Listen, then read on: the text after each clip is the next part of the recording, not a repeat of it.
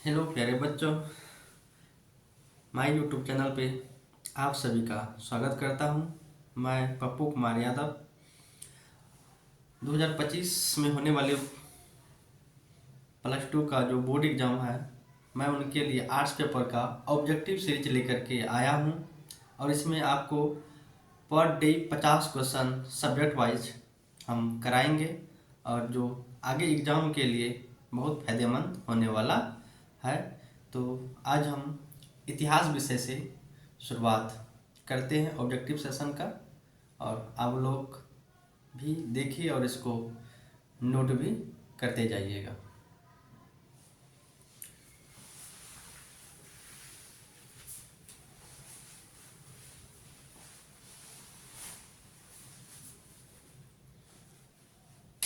जैसे कि हम लोग अब शुरू कर रहे हैं। जैसे पहला क्वेश्चन है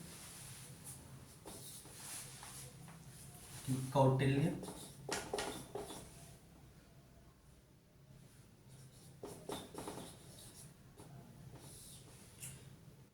कौटिल्य ने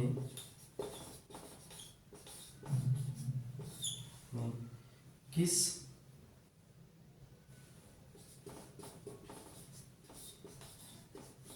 ग्रंथ की रचना की थी?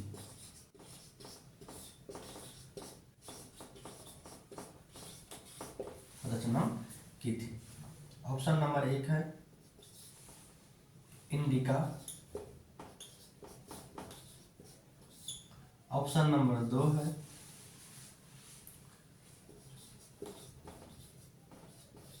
मेघदूत।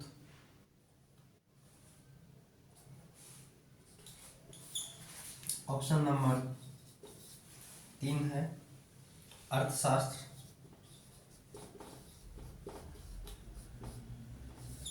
और ऑप्शन नंबर 4 है मालविका।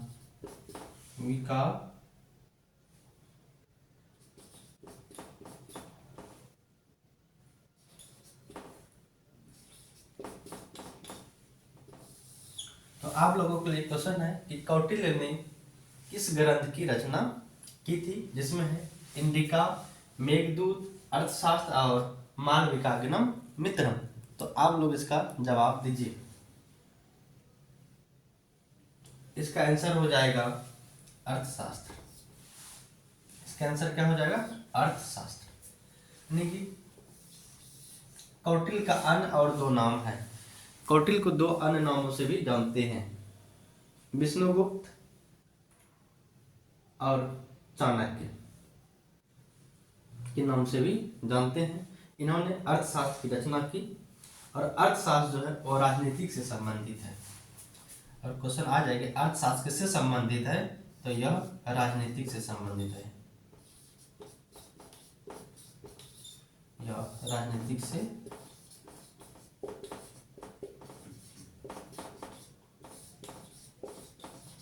संबंधित है। इंडिका की रचना मेगास्थनीज ने किया था, और मालविकाग्निम का जो रचना है ये कालिदास ने किया था।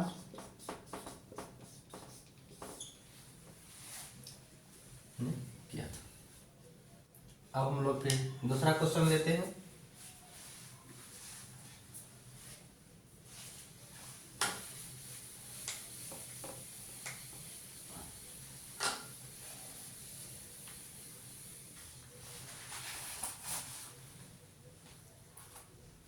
दूसरा क्वेश्चन है उपनिषदों की संख्या कितनी है?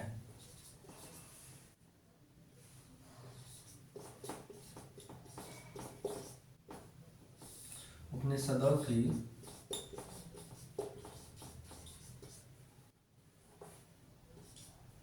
संख्या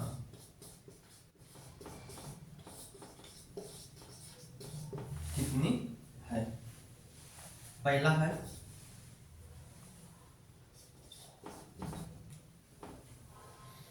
104, दूसरा है 108, तीसरा है 110 और चौथा ऑप्शन है 150। तो इसमें से जो सही आप लोग उसमें टिक कर सकते हैं। तो उपनिषदों की संख्या है 108। उपनिषद की संख्या कितनी है? 108 है। और पुराणों की संख्या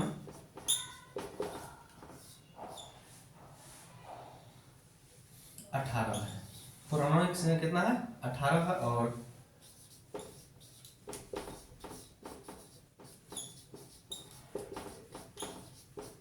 वेदों की संख्या 4 है।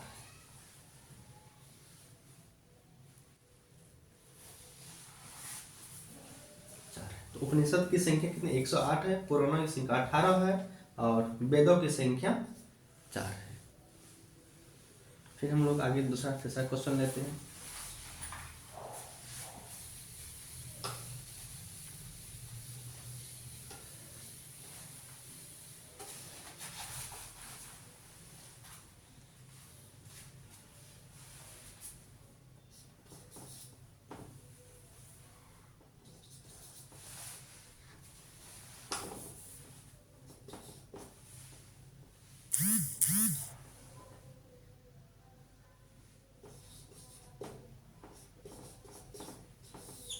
कादम्बरी के लेखक कौन है? के लेखक कौन है? कौन है? तो ऑप्शन नंबर 1 है कालिदास।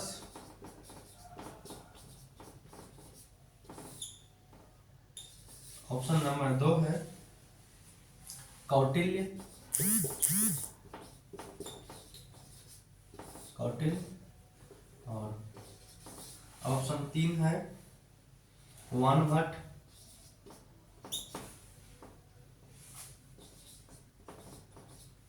वानभट्ट। और चौथा है अश्वघोष।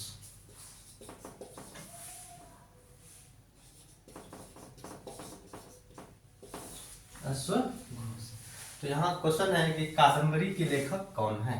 तो आपको ऑप्शन दिया गया है कालिदास, कौटिल्य, वानभट्ट और अश्वघोष। तो इसमें में से जो सही है आप टिक कर सकते हैं। तो कादम्बरी के लेखक वानभट्ट है।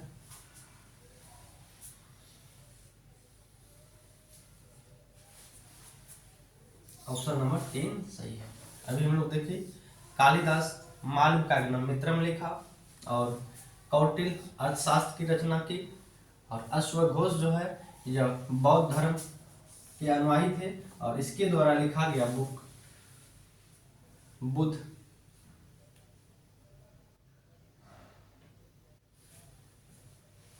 चौथा क्वेश्चन लेते हैं।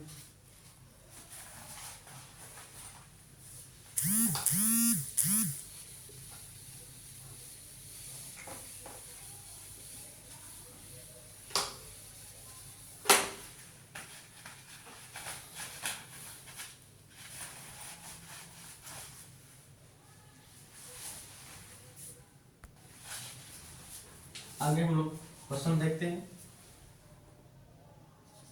चौथा क्वेश्चन,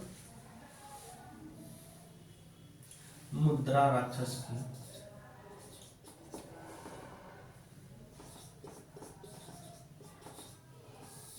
मुद्रा राक्षस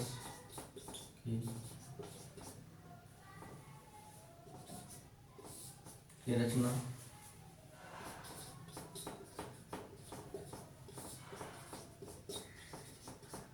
किसने किया? मुद्रा राक्षस की रचना इसने किया। इसमें ऑप्शन है नंबर 1 में देखेंगे कौटिल्य। कौटिल्य। नंबर 2 है मेगास्थनीज।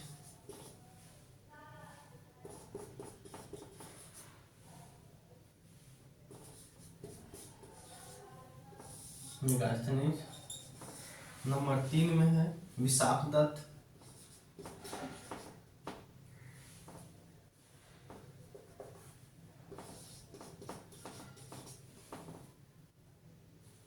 विशाखदत्त। और नंबर 4 है कालिदास।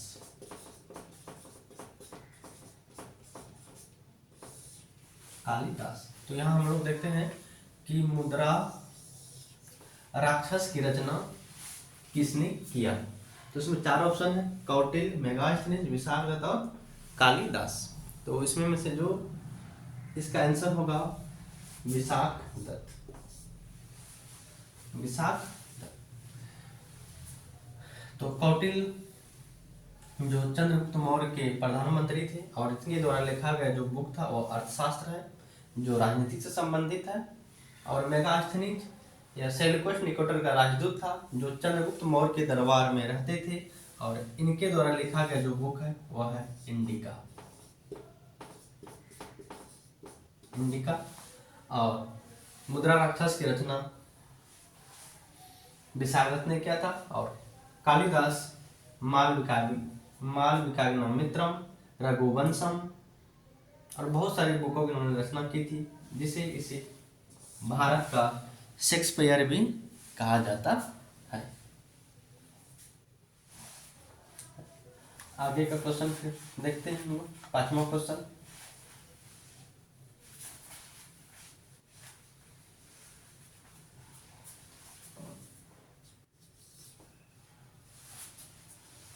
पांचवा क्वेश्चन में है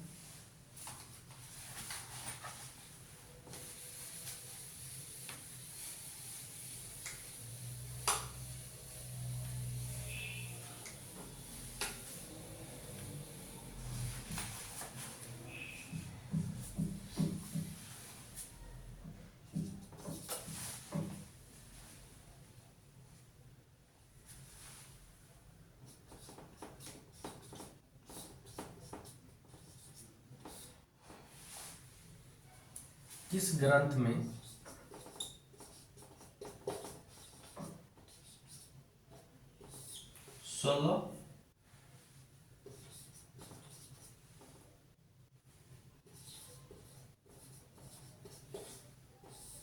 16 महाजन पदों का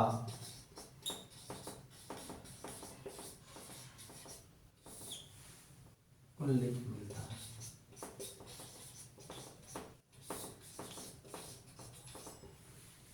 इसमें आपका कहा गया है कि किस ग्रंथ में 16 महाजन पदों की उल्लेख किया गया है। तो उसमें ऑप्शन है नंबर 1 में है अंगुत्तर निकाय,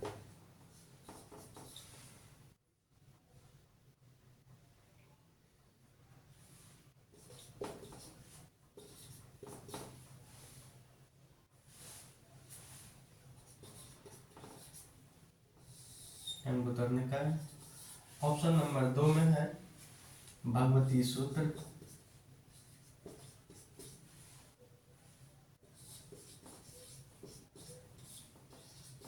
ऑप्शन 3 में है A+B और ऑप्शन डी में है महावंश। महावंश। तो इस तरह से 4 ऑप्शन दिए गए हैं। चारों ऑप्शन को आप लोग को ध्यान से देखना है कि किस ग्रंथ में 16 महाजन पदों की उल्लेख मिलता है। तो ऑप्शन है अंगुत्तर निकाय, भगवती सूत्र, A+B या चौथा है महावंश। तो आप लोग को देखना है। तो इसका आंसर हो जाएगा ऑप्शन 3 A+B। अंगुत्तर निकाय में भी इसका चर्चा किया गया, भगवती सूत्र में भी इसका चर्चा किया गया है। अंगुत्तर निकाय ये जो है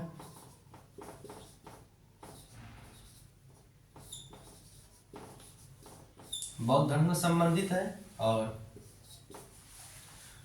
भगवती सूत्र जैन धर्म से संबंधित है। इसमें जो किया गया है 16 महाजन पदों की चर्चा अंगुत्तर निकाय और भगवती सूत्र में किया गया।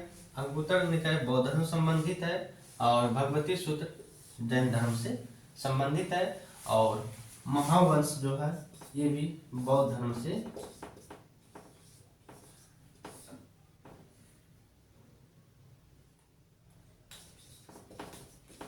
बौद्ध धर्म से संबंधित है।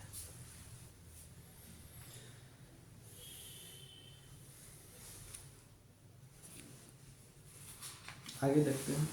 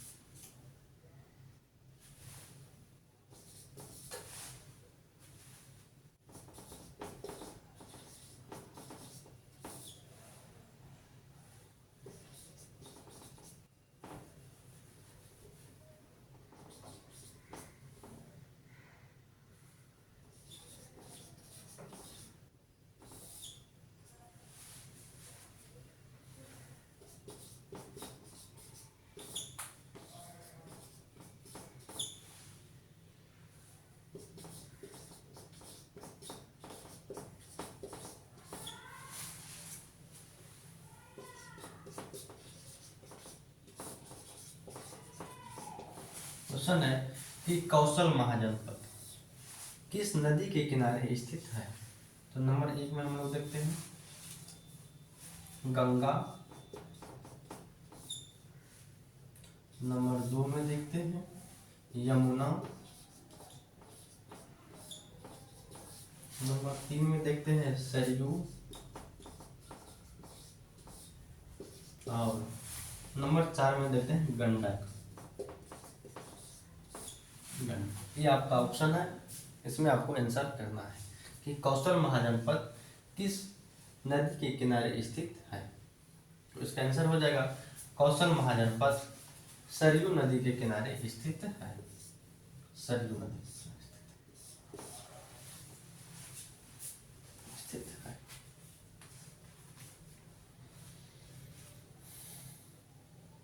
हम लोग फिर आगे का क्वेश्चन देखते हैं।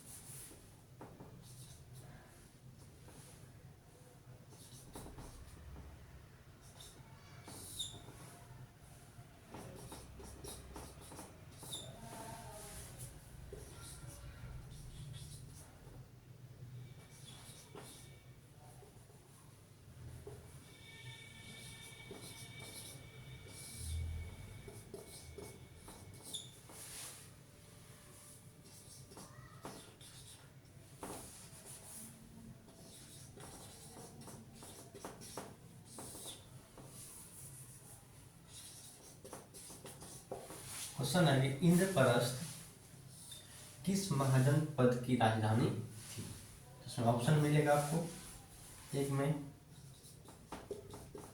अंग, नंबर 2 था मगध,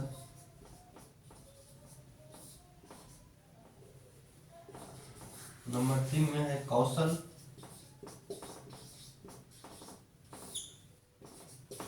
नंबर 4 में है कुरु।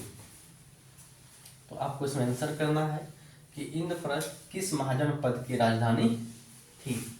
अंग, मगध, कौशल और कुरु। तो इसका आंसर हो जाएगा कुरु।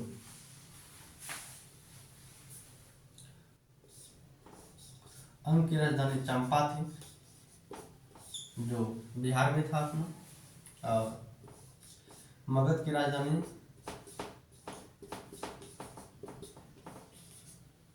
गिरिवज्र या राजगिरी था, और कुरुक्षेत्र का राजधानी इंद्रप्रस्थ।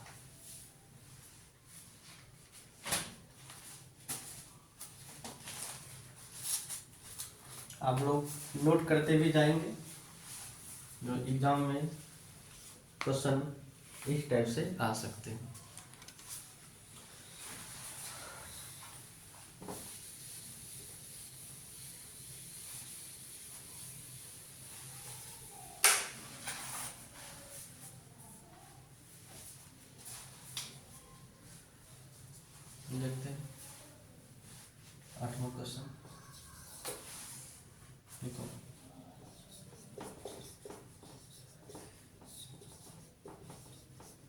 मौर्य वंश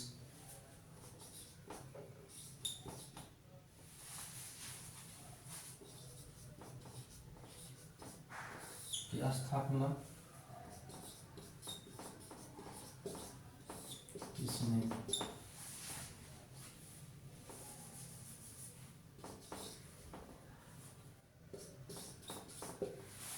ऑप्शन है कि मौर्य वंश की स्थापना किसने की।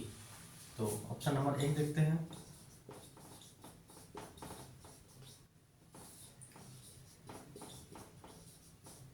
चंद्रगुप्त मौर्य। नंबर दूसरा है कौटिल्य।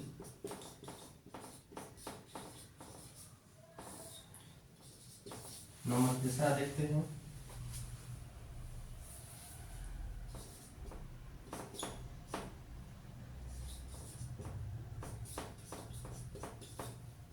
बिंबिसार। और चौथा देखते हैं अशोक।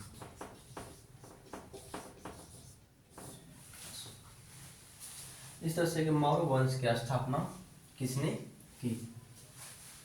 तो अब लोग उत्तर दीजिए। मौर्य वंश की स्थापना चंद्रगुप्त मौर्य ने की थी। मौर्य वंश का स्थापना चंद्रगुप्त मौर्य ने क्या था? कौटिल्य चंद्रगुप्त मौर्य का गुरु था। कौटिल्य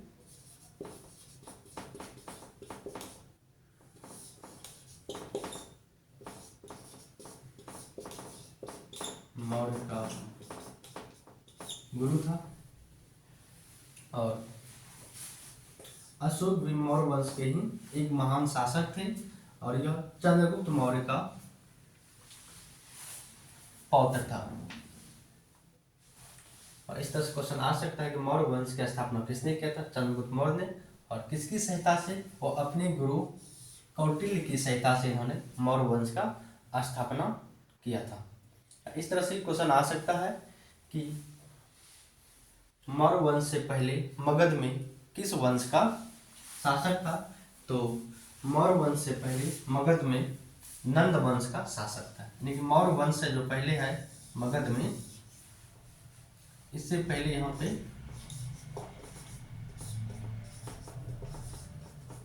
नंद वंश का शासक था और इस वंश का अंतिम राजा यानी कि नंद वंश का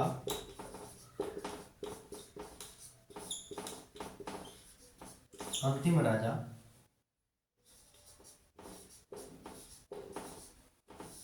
धनानंद था और इसी को चंद्रगुप्त मौर्य ने हराकर मगध में मौर्य वंश की स्थापना की।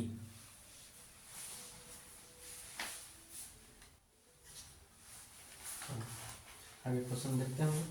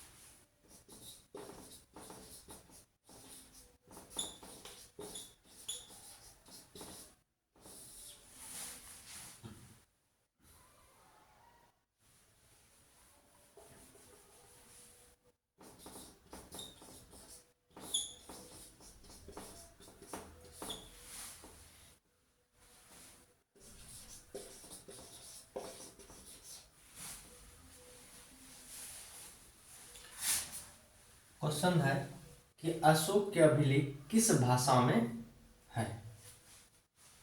अशोक के अभिलेख किस भाषा में है? ऑप्शन नंबर 1 है संस्कृत। ऑप्शन नंबर 2 है प्राकृतिक। ऑप्शन 3 है हिंदी और ऑप्शन 4 है तमिल। तो आप लोग इसमें आंसर देना है कि अशोक के अभिलेख किस भाषा में लिखी गई थी। तो वो था प्राकृतिक भाषा में। और अशोक भारत का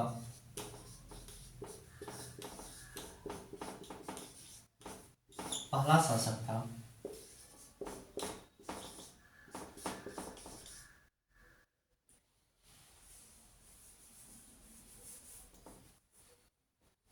अशोक भारत का पहला शासक था जिन्होंने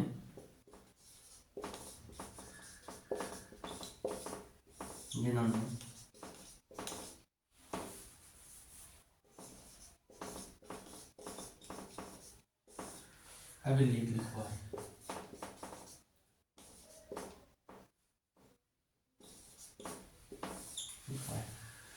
अशोक भारत का पहला शासक था जिन्होंने अभिलेख को लिखवाया था। और इसका लगभग पूरे भारत में इसका अभिलेख का खोज किया गया है और जो अफगानिस्तान तक किया। और अशोक मौर्य वंश के एक महान शासक था और इन्होंने बौद्ध धर्म को अपनाया था।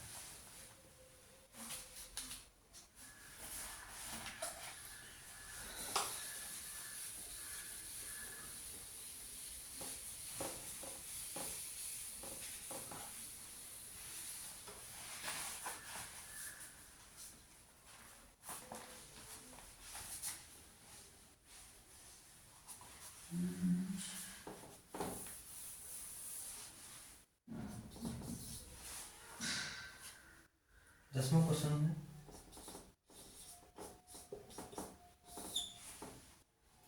कलिंग युद्ध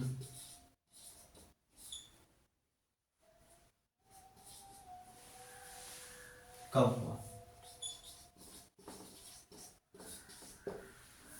ऑप्शन नंबर है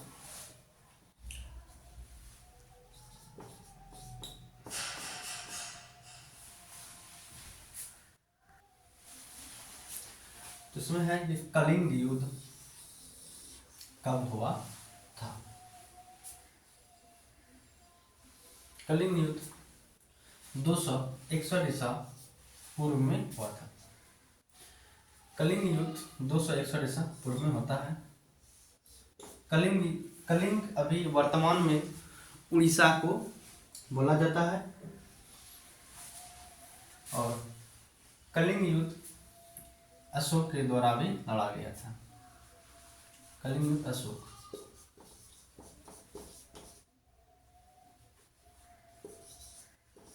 ने लड़ा था 261 ईसा पूर्व में।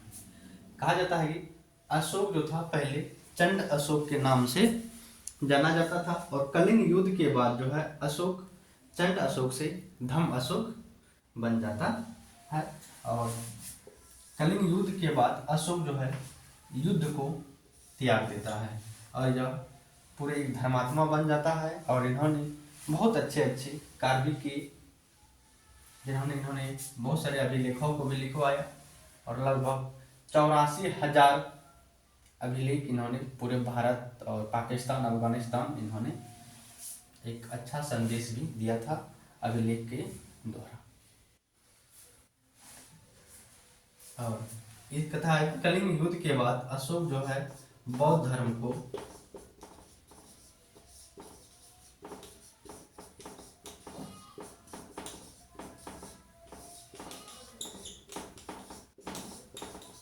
स्वीकार कर लिया। क्वेश्चन पूछता है कलिंग युद्ध के बाद अशोक जो है किस धर्म को स्वीकार किया था। तो आंसर होगा उसका बौद्ध धर्म। और किस युद्ध के बाद अशोक ने चंड अशोक से धम अशोक बन गया। तो कलिंग युद्ध के बाद। कलिंग युद्ध कब हुआ था 261 ईसा पूर्व में। आगे देखते हैं।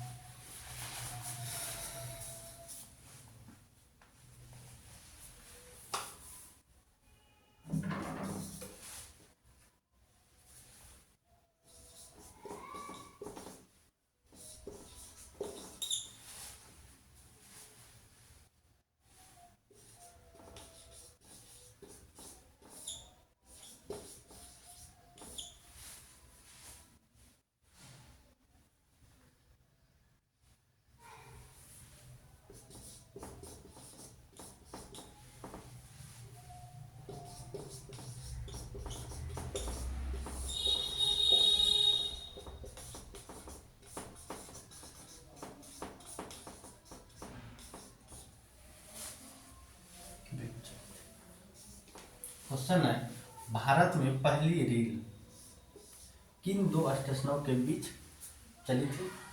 ऑप्शन है आप लोगों के लिए। ऑप्शन है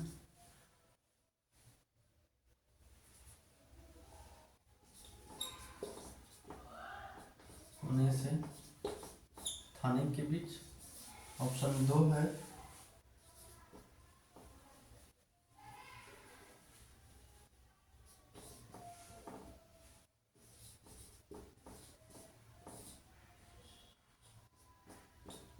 मुंबई से थाने के बीच, ऑप्शन 3 है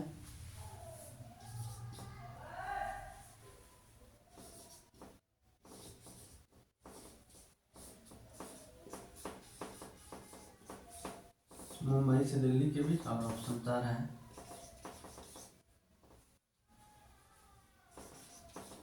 नहीं।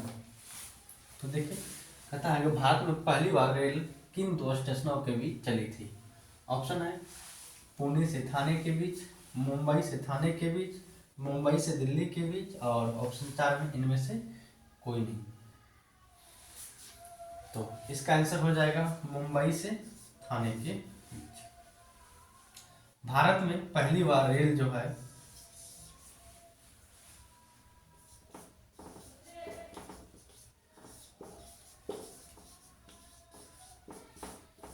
पहली बार रेल 1853 में चली थी, मुंबई से थाने के बीच चली थी।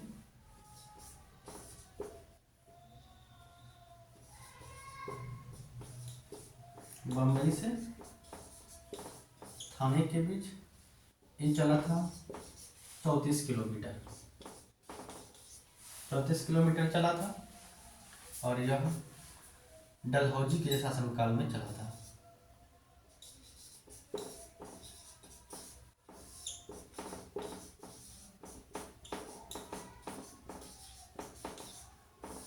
डलहौजी के शासनकाल में चला था। तो क्वेश्चन आएगा, भारत में पहली बार रेल किन दो स्टेशनों के बीच चला था? मुंबई से थाने के बीच।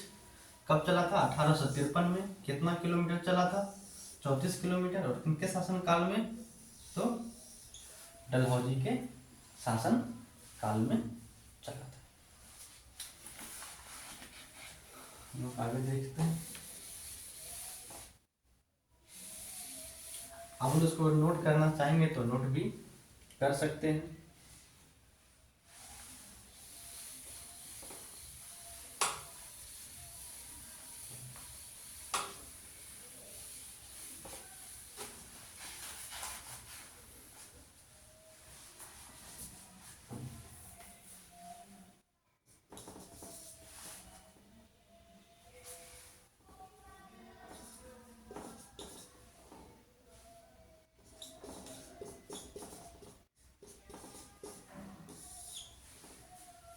पुतली बाई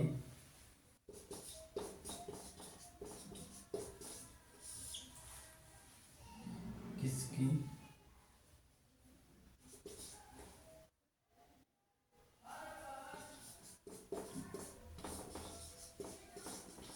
माता थी? ऑप्शन में है एक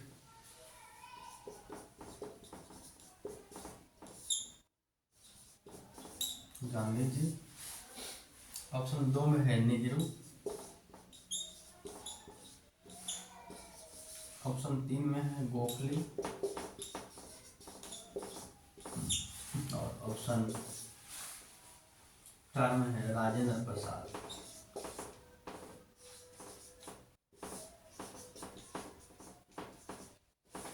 राजेंद्र प्रसाद।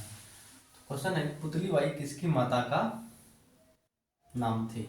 तो ऑप्शन है गांधी, नेहरू, गोखले और डॉक्टर राजेंद्र प्रसाद। ये क्वेश्चन तो सबको पता होगा। पुतली बाई गांधी जी का माता का नाम थी, और गांधी जी का पिता का नाम करमचंद गांधी था।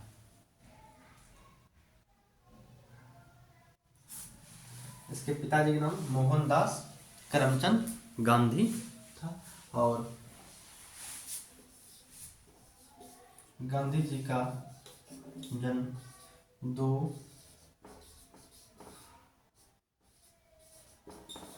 अक्टूबर 1869 को हुआ था।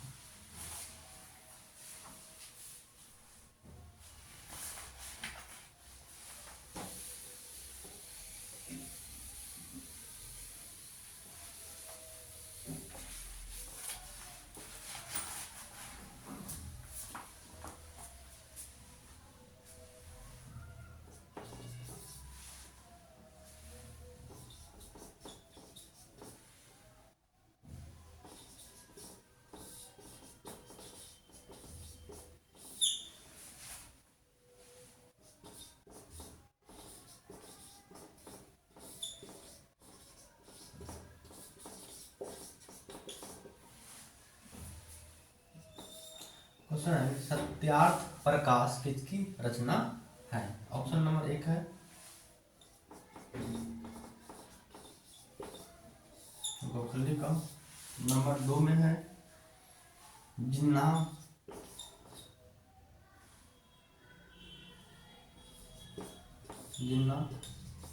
नंबर 3 में है गांधी जी। और नंबर 4 में है दयानंद सरस्वती।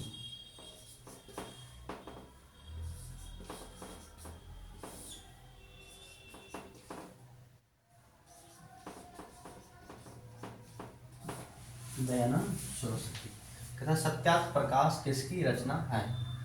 गोखले का, जिन्ना का, गांधी जी का और दयानंद सरस्वती का। तो इसका ऑप्शन नंबर 4 सही हो जाएगा, दयानंद सरस्वती। सत्यार्थ प्रकाश की रचना किसने किया था, दयानंद सरस्वती ने। कहता है गोपाल कृष्ण गोखले जो था वो गांधी जी का गुरु था। यानी क्वेश्चन पूछता है कि गांधी जी का राजनीतिक गुरु कौन था, तो गोपाल कृष्ण गोखले। पूछता है क्वेश्चन कि गांधी जी का राजनीतिक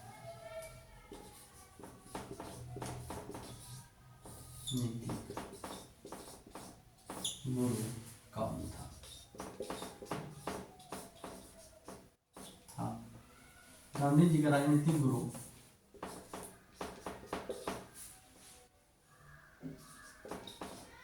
गोपाल कृष्ण गोखले था। क्वेश्चन बहुत बार पूछा गया है कि गोपाल कृष्ण गोखले किसका राजनीतिक गुरु था, तो गांधी जी का। या पूछता है गांधी जी का राजनीतिक गुरु कौन था, तो गोपाल कृष्ण गोखले। और गोपाल कृष्ण गोखले जो है 1905 में इन्होंने सर्वेंट ऑफ इंडिया सोसाइटी की स्थापना करता है गोपाल कृष्ण गोखले।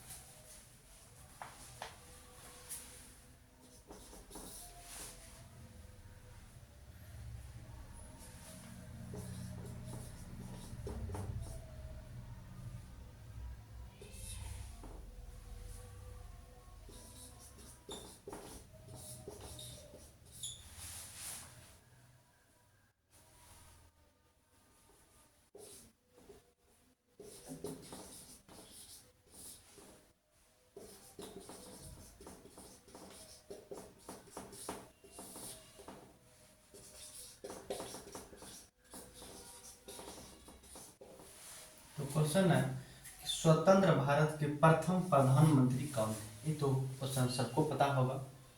इसमें ऑप्शन क्या दे, इसमें तो ठीक है ऑप्शन दे देते हैं।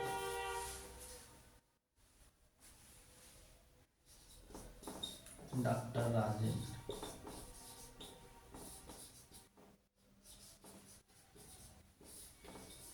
ऑप्शन 2 में है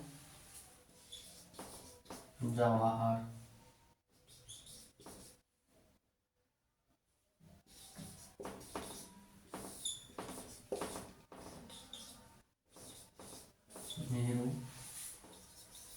प्रश्न 3 में है,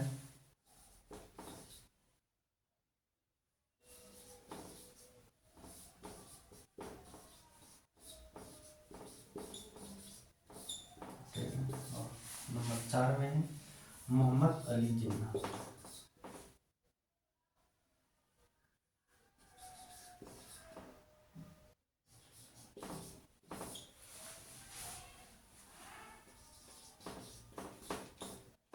जिन्ना। इस तरह से 4 ऑप्शन है कि स्वतंत्र भारत के प्रथम प्रधानमंत्री कौन थे। तो ऑप्शन है डॉक्टर राजेंद्र प्रसाद, जवाहरलाल नेहरू, वल्लभ भाई पटेल और मोहम्मद अली जिन्ना। तो इसका आंसर हो जाएगा ऑप्शन नंबर 2,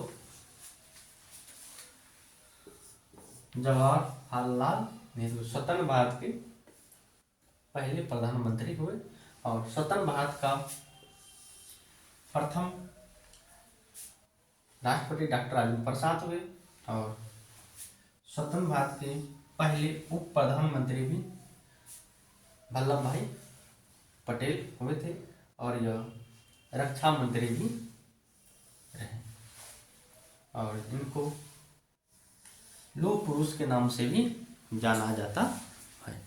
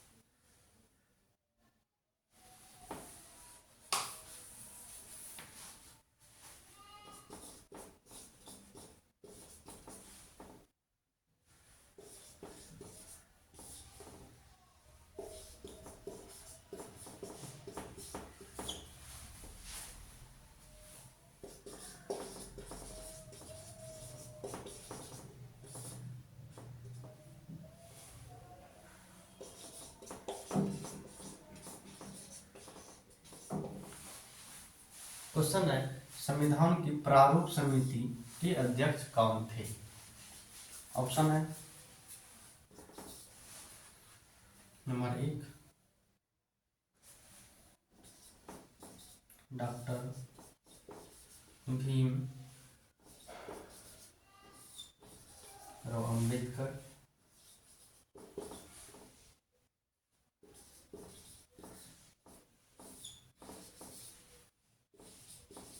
नंबर 2 में है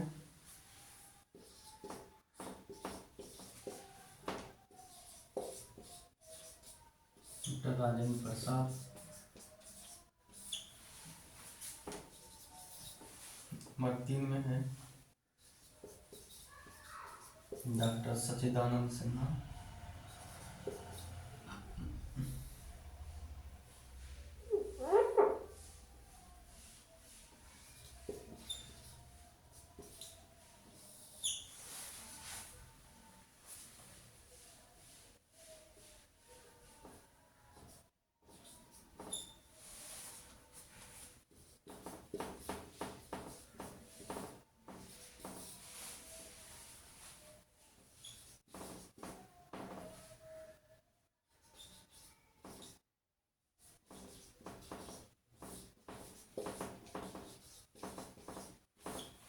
जवाहरलाल नेहरू।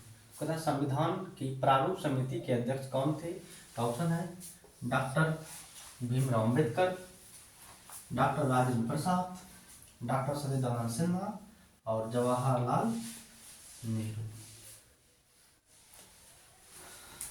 तो इसका आंसर हो जाएगा डॉक्टर भीमराव अम्बेडकर प्रारूप समिति के अध्यक्ष थे और प्रारूप समिति को ही ड्राफ्टिंग कमेटी के नाम से भी जानते हैं या इसको मसौदा समिति के नाम से भी जानते हैं। डॉक्टर राजेंद्र प्रसाद संविधान सभा का अध्यक्ष था।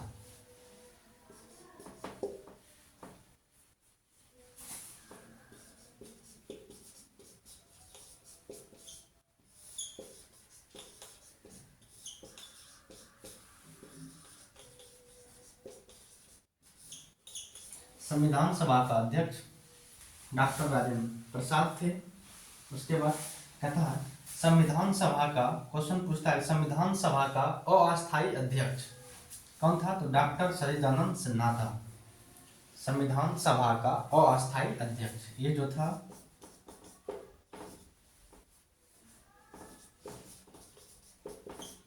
संविधान